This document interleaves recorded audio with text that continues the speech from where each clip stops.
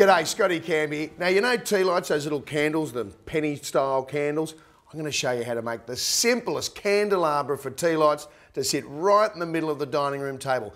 The only thing you're going to need is a little bit of scrap timber like this bloke here. This is a bit of maple 3x2 and one of these drill bits. It's called a Forstner bit. You can buy them individually or buy them in the full kit. That's all you need. Okay, the first thing we're going to do is mark out your bit of timber and get a centre line right down the middle so all the candles are in a nice line. This is 68mm wide.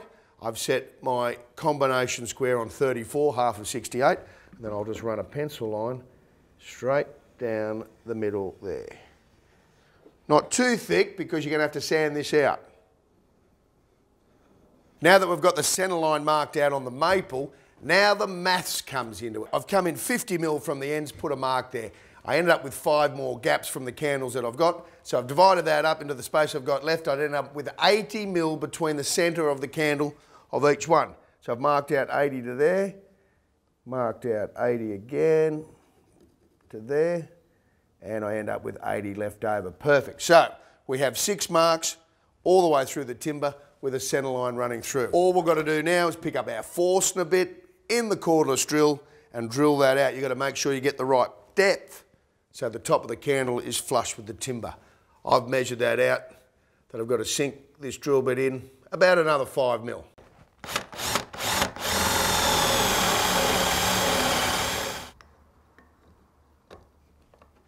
As you can see, I need to go down probably another 3mm or so to get that nice and flush.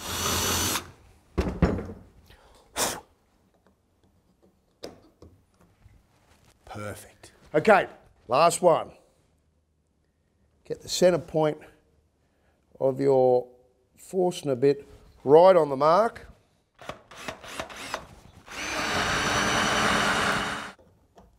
There you go, perfect. Now what we're going to do is give this a nice sand and a bit of a stain. Okay, it's time to stain our little candelabra that we're going to put on the dining room table. It's a bit of maple, it's really easy, it's been sanded down, it's nice and smooth. If you're going to be using stain, always good to have some latex gloves on hand because once this stain gets on your skin, it stays there for ages and nobody likes a stain, do we? Oh, now that looks beautiful.